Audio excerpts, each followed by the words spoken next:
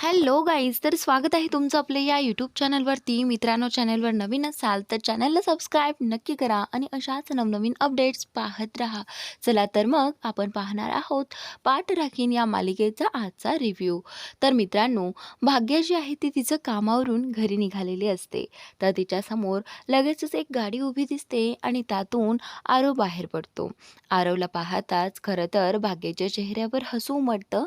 पण आता आरवने त्याच्या हातामध्ये एक बुके आणलेला असतो आणि त्या बुकेमध्ये सेम तीच लिलीची फुलं होती, जी की आरवने काल तिच्यासाठी दिली होती आणि आजही.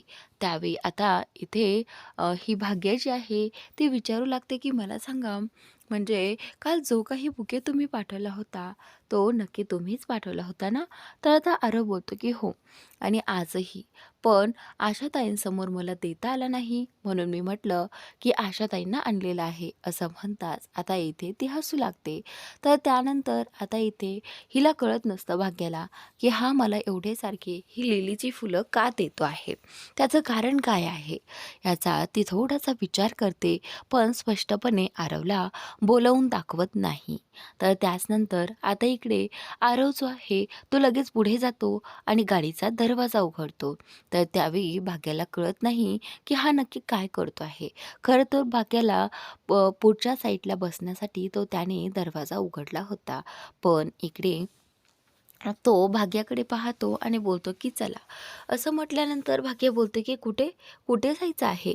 त्यावेळी आता आरव जो आहे तो बोलतो की तुम्ही माझ्यासोबत कॉफी प्यायला याल, म्हणजे जसं तुम्हाला ही लिलीची फुलं पाहायला आवडतात, जसं की तुमचा या लिलीच्या फुलांनी दिवस सुंदर जातो, अगदी ब्राईट जातो, तसंच कॉफीची सुरुवात करून माझा दिवसही ब्राईट जातो.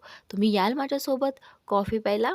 तर त्यावेळी आता इथे ही जी भाग्य आहे ती बोलते की ॲक्च्युली काय आहे ना, मला कॉफी नाही तर मला चहा आवडतो. असं म्हणत आता ती खरं तर कॉफीसाठी नाही म्हटली होती आणि त्याचमुळे आता इथे ती निघाली होती पुढे जाण्यासाठी. तर आता इकडे आरव बोलतो की प्लीज प्लीज प्लीज थांबा ना, जरा वेळ थांबा. असं म्हणत त्याने आरवने इथे भाग्याला थांबवलेलं आहे आणि भाग्यही त्याचं म्हणणं ऐकून तिथे थांबलेली असते. भाग्य जी आहे ती आरवला विचारते की मला सांगा, तुमचं काम तर केव्हाचंच झालं होतं, मग तुम्ही इथे कशासाठी थांबला आहात. तर त्यावेळी आता भाग्य बोलते की तुम्ही नक्कीच माझी वाट पाहत थांबला आहात ना.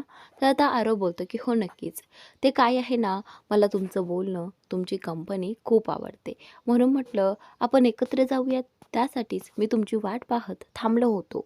असं ऐकताच आता इथे भाग्य जी आहे ती त्याच्याकडे पाहतच राहते आणि त्यानंतर भाग्य त्याला पुन्हा एकदा विचारते की तुम्ही आमच्या NGOसाठी नक्की डोनेशन करणार आहात की नाही. तर त्यावेळी आता आरव बोलतो की हो ना, डोनेशन तर एक कारण आहे, ते काय आहे ना, मी तर ते करणारच आहे, पण त्यामागचं खरं कारण एकच आहे, ते म्हणजे तुम्ही. कारण मला तुम्हाला भेटायला आवडतं, तुमच्याशी बोलायला आवडतं, तुमच्यासोबत वेळ घालवायला आवडतो आणि म्हणूनच मी ठरवलं आहे की मी आज तुम्हाला माझ्या मनातलं सांगूनच टाकणार. असं म्हणत आता आरवने एक निर्णय घेतलेला आहे. तो निर्णय भाग्याला कसा वाटेल याचा तो अजिबातही विचार करत नाही. कदाचित त्यालाही वाटलं होतं की भाग्या कधीही त्याला नाही बोलणार नाही. तर त्याचनंतर आरवने त्याच्या मनातलं सांगितलं. आरवने लगेचच त्याच बुकेमधलं एक लिलीचं फूल काढलं आणि भाग्याला बोलून टाकलं की हे पहा, मला ना माझ्या मनातलं सगळं काही आज व्यक्त करायचं आहे. असं म्हणत आता तो गुडघ्यावर बसलेला आहे आणि त्याने तिथलंच एक लिलीचं फूल काढून तिच्यासमोर पकडलं आहे. मला ना तुमचा सहवास खूप आवडतोय, तुमचं वागणं बोलणं तुमच्यासोबत राहणं मला खूप आवडते, त्याचमुळे तुम्ही माझ्याशी लग्न करण्याचा विचार कराल. असं म्हणत आता इथे त्याने तिला प्रपोज केला आहे. तर त्याचवेळी आता इथे भाग्या हे सगळं शॉक होऊन पाहत असते. भाग्याला हे आरवकडून अपेक्षितच नसतं. खरं तर आरवला वाटत असतं की त्याने तिच्यासोबत आयुष्यभर राहावं आणि आता आरवने त्याच प्रकारे मागणी देखील भाग्याची घातली होती. त्यावेळी आता भाग्या चिडते. भाग्या आरवकडे पाहत म्हणते की काय, तुमचं काय चाललं आहे हे, फक्त 4 दिवसांची ओळख आहे आपली आणि तुम्ही मला लग्नासाठी मागणी घालताय. तुम्हाला याचं काहीच वाटत नाही आहे का. हे पहा, अजून आपल्यामध्ये साधी फ्रेंडशिपही नाही आणि 15 दिवसांमध्ये काय हो, कोणी कोणाला ओळखू शकतं?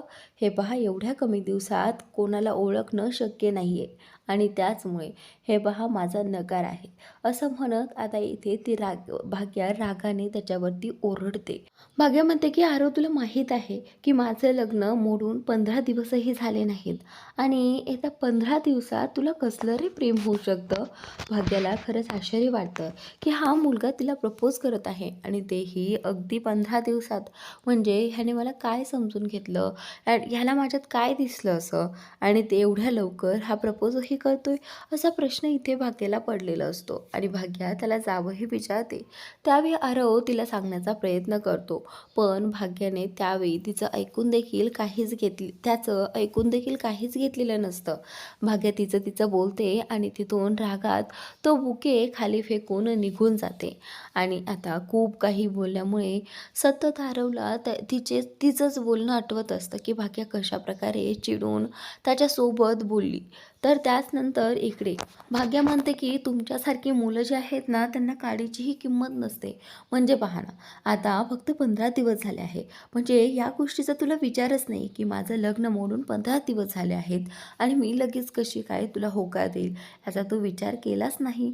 अजिबातच विचार केला नाही. तू विचार करायला हवा होतास आरव.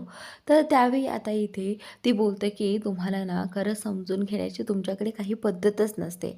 अगदी तुम्हा सूर्यवंशीला सगळं काही हातात मिळालं आहे ना, म्हणून तुम्हाला त्या गोष्टीची किंमत नसणार आहे, असं आता इथे भाग्या खूप काही बोलू लागते.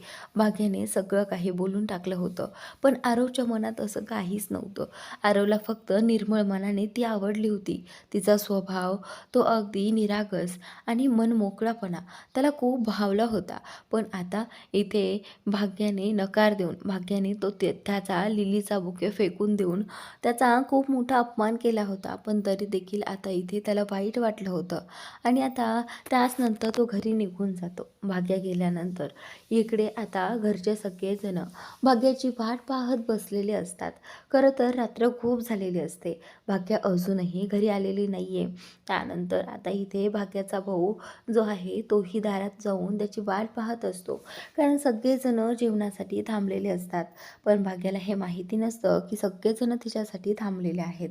इकडे आता ही जी काही तृप्ती आहे ती देखील इथे वाट पाहत बसली असते. आणि त्यानंतर इकडे चारू जी आहे ती सतत दाराकडे पाहत असते. आणि इथे प्राजक्ताचे मामा ते देखील बोलतात की अगं चारू, असं किती वेळ आपण बसणार आहोत तटकळत, सगळ्यांना भुका लागल्या आहेत. एक काम कर, तू बाकी सगळ्यांना वाढ ना, आणि भाग्या जेव्हा येईल तेव्हा खाईल ती. तेव्हा आता चारू बोलते की नाही, मला सगळ्या कुटुंबाने एकत्र जेवलेलं पाहायचं आहे. त्यामुळे मी जोपर्यंत भाग्या येत नाही तोपर्यंत कुणालाही जेवू देणार नाही, असं आता चारू तिच्या नवऱ्याला म्हणते. इकडे आता प्राजक्ता हे ऐकून हसू लागते. प्राजक्ताचं हे म्हणणं अगदी बरोबरच होतं, कारण सगळे जेवताना एकत्र किती छान दिसतात ना, आणि एवढ्या दिवसातून आपलं घर आपल्याला पुन्हा मिळालं आहे म्हटल्यानंतर सगळ्यांनी एकत्र तर जेवायला हवंच ना, असं आता इथे ही चारूही म्हणत असते आणि प्राजक्ताचं देखील म्हणणं असतं. तर त्यानंतर मामा बोलतात की ठीक आहे. इकडे आता ते देखील भाग्याचे बाबा देखील भाग्याची वाट पाहत थांबतात. तर त्याचनंतर इकडे आता चारू जी आहे ती त्यांना परेशान होऊन तिचं उत्तर सांगते. म्हणजे या सगळ्यांना असंच वाटतंय की उगाचच आम्हाला ताटकं ठेवलं आहे. पण त्यावेळी चारू जी आहे ती बोलते की मला माहीत आहे, तुम्हा सगळ्यांना असं नाही कळणार की माझ्या मनाला काय वाटत असेल आणि मी का असं तुम्हा सगळ्यांना थांबून ठेवलं आहे. खरं तर एवढ्या दिवसातून आपलं घर आपल्याला परत मिळतंय आणि म्हणूनच मला खूप आनंद झाला, आणि त्या आनंदामध्ये मी तुमच्यासाठी सगळ्यांच्या आवडीचा पदार्थ बनवला आणि तो आनंदाने या घरात मी तुम्हा सगळ्यांना खाताना पाहावं, म्हणून तो चेहऱ्यावर तुमचा आनंद पाहावा, म्हणून मी खरं तर थांबली आहे. माझी भाग्याच इथे नाही आहे म्हटल्यानंतर मला तिचाही आनंद पाहायचा आहे ना. असं म्हणताच आता इकडे ती त्यांना सगळ्यांना समजावून सांगू लागते, की एका बाईला काय हवं असतं. तिचं घर सुखाने जेवताना तिला पाहायचं असतं. बस फक्त एका स्त्रीची एवढीच इच्छा असते.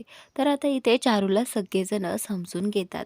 तर त्याचनंतर आता इकडे थोड्याच वेळात भाग्याची वाट पाहत असतानाच भाग्या घरी आलेली आहे.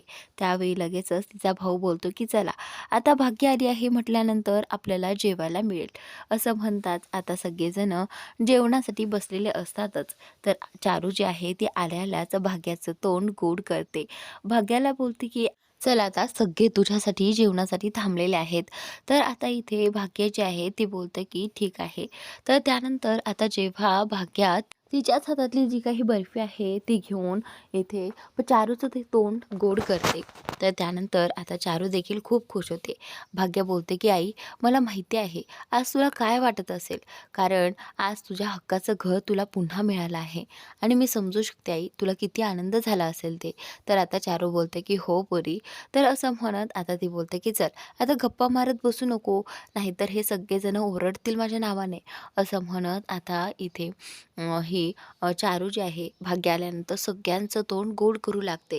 आल्यानंतर इथे तृप्ती सगळ्यात आधी तृप्तीचं तोंड गोड करते आणि त्यानंतर आता हळूहळू सगळ्यांच्या तोंडात ती बर्फीचा घास भरवते. इकडे आता जेव्हा बाबांची वेळ येते, भाग्याच्या बाबांची वेळ येते, त्यावेळी भाग्याचे बाबा जे आहे ते बोलतात की हे बघ चारू, तू सगळ्यांना भरवलंस ना, मग मीच काय केलं आहे, मलाही तू भरवायचेस.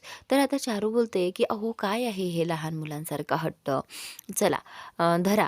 असं म्हणत आता मामा बोलतात की नाही, मलाही तुम्हा सगळ्यांसारखं भरवायचं आहे. असं म्हटल्यानंतर शारूने लगेचच इथे त्यांना तो घास भरवलेला आहे आणि त्यावेळी मामा बोलतात की अरे ही लाजली, बघा ही कशी लाजते. असं म्हणताच आता इकडे तिच्या चेहऱ्यावरती गोड असं हसू उमटतं आणि जेव्हा चारू आणि मामा दोघेही जण प्राजक्ताला हसताना दिसतात, त्यावेळी तिलाही खूप आनंद होतो. इकडे आता चारूने सगळ्यांचे तोंड गोड केलेली असतात. तर त्याचनंतर आता वेळ येते ती प्राजक्ताची. प्राजक्ताला आयडिया नसते किंवा मी तिचंही तोंड गोड करेल ते याची कारण तिला कधीही असं मामींकडून जास्त प्रेम मिळालेलंच नव्हतं, म्हणून तिने हे अपेक्षितच केलं नव्हतं. पण चारू जी आहे ती सगळ्यांची तोंड गोड करून झाल्यानंतर इकडे प्राजक्ताकडे आली. प्राजक्ताकडे आल्यानंतर प्राजक्ताला बोलली की काय गं प्राजू, तोंड गोड नाही करायचं.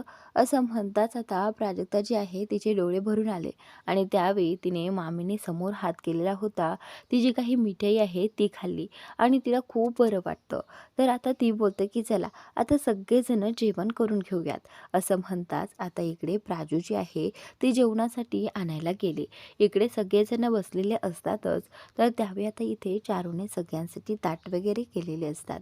इकडे आता सगळेजण आनंदाने जेवू लागतात. इकडे आता आलोक सूर्यवंशी जो आहे तो त्याच्या काकूला विचारत असतो की मला सांग की आरव कुठे आहे? सकाळपासून पाहतो आहे तो कुठे गायब झाला आहे आणि तेही मला न सांगता गेला आहे. तुला माहिती आहे असं कधीच करत नाही आहे तो. नक्की आज असा कुठे गेला होता तो? तर त्यावेळी आता इथे ती जी काही त्याची चुलती आहे ती बोलू लागते की ते काय आहे ना, आरव त्याच्या रूममध्येच आहे आणि आत्ताच मी त्याला त्याच्या रूममध्ये पाहिलं आहे. तो कुठेही गेला नाही आहे. तू जाऊन भेट त्याला. असं म्हणताच आता इथे तो जो आलोक आहे तो बोलतो की ठीक आहे, मीच जातो आता त्याच्या रूममध्ये. इकडे आता आरव जो आहे तो खूप नाराज झालेला आहे. त्याला खूप वाईट वाटलं आहे. भाग्याने सरळ सरळ त्याला नाही म्हटलं आणि तेही त्याचं काही ऐकून न घेता निदान कदाचित त्याचं थोडंसं तरी ऐकायला हवं होतं ना तिने, असं त्याला वाटू लागतं. इकडे आता त्याने खूप मोठा गाण्यांचा आवाज केलेला असतो आणि अगदी सॅड गाणे लावलेले असतात. जसं की त्याचा ब्रेकअप झालेला आहे ना, अगदी त्याच पद्धतीने त्याने असं सॅड गाणं लावलं होतं. पण आता त्या गाण्याकडेही त्याचं लक्ष नव्हतं. इकडे आलोक त्याला शोधत शोधत त्याच्या रूमपर्यंत येतो. रूममध्ये आल्यानंतर आलोकला त्या गाण्यांच्या आवाजाने खूप त्रास होतो. त्यावेळी आलोक आल्या आल्याच ते गाणे बंद करतो आणि आलोक जो आहे तो आरवला विचारतो की आरव, तुला माहिती आहे ना की मला या मोठ्या आवाजाने त्रास होतो, मग तू असं का करतोयस, का एवढा आवाज वाढवून ठेवला आहेस? तर त्यावेळी आता आरव त्याला काहीही उत्तर देत नाही. आरवने त्याला काहीही उत्तर देणं ठीक समजलं नाही. त्यानंतर जेव्हा आलोक त्याच्या समोर जातो आणि त्याला पाहू लागतो. त्यावेळी आरव जो आहे तो त्याची नजर चोरत असतो आणि आलोकला कळतोय की काहीतरी नक्कीच घडलं आहे, काहीतरी नक्कीच गडबड आहे. म्हणूनच हा आरव जो आहे तो त्याच्यापासनं अशी नजर चोरतो आहे आणि त्याच्यापासनं काहीतरी लपवत आहे. असं झाल्यानंतर इकडे आलोक जो आहे तो आरवला विचारू लागतो की आलोक काय झालं आहे? तुझ्या डोळ्यात पाणी का येतंय? मला सांग नक्की झालंय काय? तर त्यावेळी आता आरव जो आहे तो बोलतो की हे बघ, काहीही झालेलं नाहीये. मला ना थोडं एकट्याला हवं आहे.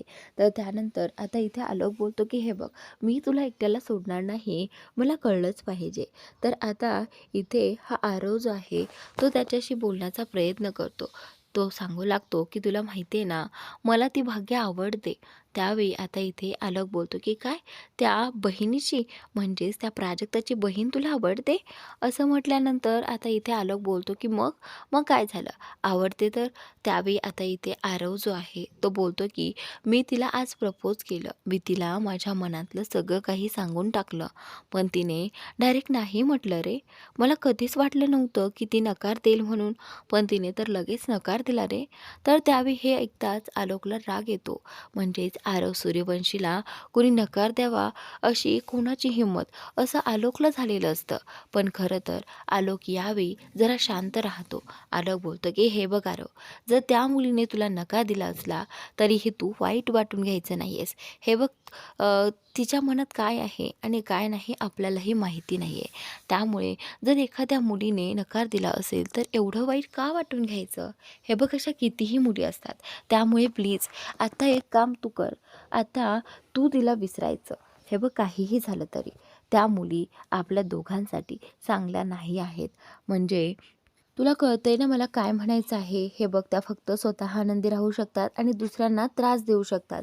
त्यामुळेच मी म्हणतो आहे की तू तिला आत्ताच्या आत्ता विसर आणि तिने तुला नकार दिलाय ना, मग तू प्लीज तिच्याकडे पुन्हा कधी जाऊ नकोस. तर आता आरव जो आहे तो बोलतो की हे बघ आलोक, ती ना मला मनापासून आवडते आहे आणि मी तिला नाही विसरू शकत. अरे, मी कसं विसरणार तिला? तर आता त्यावेळी आलोक त्याला पूर्णपणे समजावून सांगण्याचा प्रयत्न करत असतो.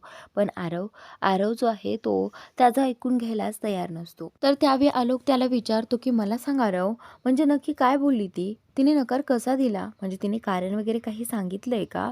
तर त्यावेळी आरव बोलतो की ती म्हणाली, नुकतंच तिचं लग्न मोडलं आहे आणि तिच्या लग्नाला मोडून अजून 15 दिवसही झाले नाही आहेत आणि तू मला लागला आहेस प्रपोज करायला. तर आता आलोक जो आहे तो आरवला म्हणतो की आरव, मग ती वेगळं काय चुकीचं बोलली?